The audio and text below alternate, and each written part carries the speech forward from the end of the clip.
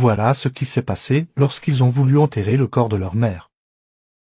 Un jour, on m'a ramené une femme à la salle de lavage des morts, et la façon dont ils l'ont ramenée n'était déjà pas convenable pour un mort. Tout d'abord, ils l'ont ramenée dans une voiture découverte alors qu'on était en milieu de journée et que le soleil était brûlant. Et durant tout le trajet, les frères qui l'accompagnaient essayaient de tenir debout dans l'ambulance. Quand le convoi est arrivé au cimetière, la femme était sur le sol. Le corps avait glissé de la civière sur le fer du véhicule. Ils l'ont descendu et les sœurs se sont chargées de la laver. Après le lavage, nous avons fait la prière mortuaire sur elle dans la mosquée. La prière et le lavage mortuaire se sont déroulés normalement. Mais lorsque nous avons voulu descendre son corps dans la tombe, nous avons été incapables de la bouger. Cela veut dire que nous n'avons pas pu l'enlever de la civière pour la mettre en terre. Pourtant, les gens qui étaient là pouvaient retourner une voiture, mais ils n'ont pas pu bouger le corps, même pas d'un seul centimètre. 3 de ses enfants sont descendus dans la fosse. Quant à moi, j'étais près de l'ouverture, prêt à recevoir le corps pour aider à la descendre, mais je n'ai pas pu. Imaginez la scène, oh mes frères. J'avais les pieds sur l'ouverture de la tombe, et quand j'ai vu que tous ceux qui étaient là n'ont pas pu bouger le corps, mes jambes se sont mis à trembloter d'angoisse. Quand l'un de ses fils qui était en bas a vu la scène, il est tombé à genoux et voulait hurler de douleur, voyant le corps de sa mère que personne n'arrivait à bouger. Je lui ai fait un signe de ma main comme quoi, ne dévoile rien et ne crie pas. L'un des frères qui était avec moi m'a dit qu'il y avait un clou sur l'éponge du brancard. J'ai reculé pour essayer d'enlever le clou, mais je n'ai pas réussi. Comment faire alors j'ai contacté un shirk à Riyad. Je lui ai raconté l'incident brièvement. Alors il m'a dit de lire du Coran. J'ai dit, mais le Coran n'est d'aucune utilité pour le mort. Il m'a dit, lis, il n'y aura que du bien, Inch'Allah. J'ai commencé à lire des extraits de sourates, un peu de Yassine, un peu de Kaf, un peu de Mulk, sans finir les sourates. Normalement, on descend le mort par la tête. Et lorsque j'avais fini de lire, ses pieds commençaient à se laisser bouger. J'ai dit, Alhamdulillah, c'est un bon début. Pendant que les frères la descendaient dans la tombe, je lisais encore, jusqu'à ce que je me sois assuré que ses pieds sont descendus sur les bras de son fils aîné. J'ai alors arrêté de lire, et là, ils ont lâché le corps. Je leur ai demandé pourquoi. Ils ont dit, nous tous n'avons pas pu supporter son poids trop lourd. Si nous avions continué à la soutenir, nous aurions été projetés contre la tombe. J'ai dit aux frères de recouvrir la tombe avec le brancard. Je ne pouvais pas toucher le corps de la femme, sauf si elle n'avait eu personne de sa famille. Alors j'ai demandé à ses enfants de la tirer pour la ramener vers la Qibla et ouvrir les attaches. On voulait la tirer sur un espace d'un demi-mètre pour l'orienter vers la Qibla.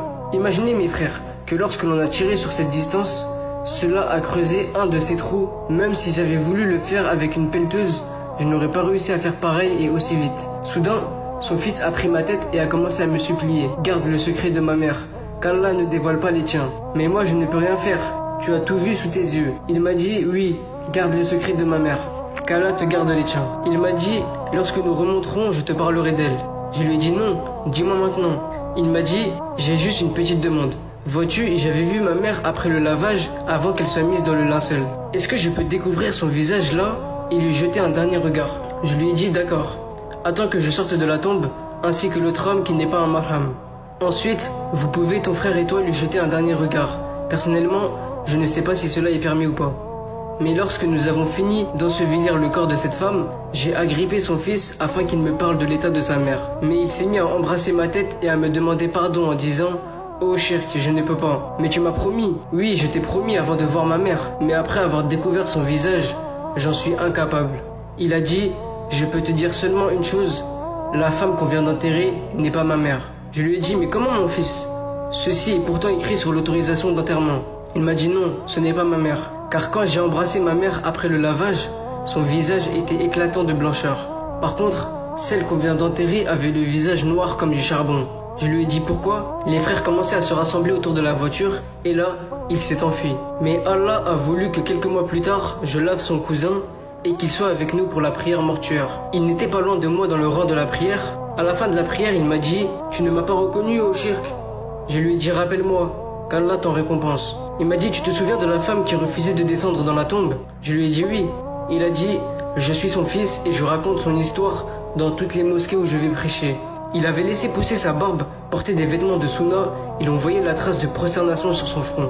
Je lui ai dit « Mais je ne sais pas si tu es son fils. » Il m'a dit « Si, je le suis et je peux t'en donner la preuve. » Mais son fils s'était enfui sans me parler de ce qu'il m'avait promis. Il ne m'a pas dit pourquoi. Il m'a dit « Mais là, je vais t'en parler pour reposer ma conscience. » Entre-temps, j'ai fait le hajj pour ma mère et aussi la Omra. J'ai aussi fait construire une mosquée en son nom. J'ai installé des fontaines d'eau fraîche dans de nombreux endroits rien que pour oublier le visage noir que j'avais vu. Je vais te dire pourquoi elle avait un tel visage. Alors qu'a dit ce fils concernant sa mère, ô mes frères, lui qui sera témoin contre elle le jour de la résurrection? Il m'a dit, ma mère ne faisait pas la prière. Je lui ai dit, quoi? Mais pourquoi ne pas nous l'avoir dit? Nous ne l'aurions pas lavé, ni fait la prière dessus, ni enterré dans un cimetière de musulmans. Il m'a dit, je n'ai pas pu, ô shirk. C'était horrible de vous voir essayer de la descendre dans la tombe et de voir qu'elle refusait cela.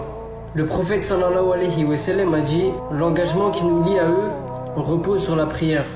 Quiconque l'abandonne devient mécréant.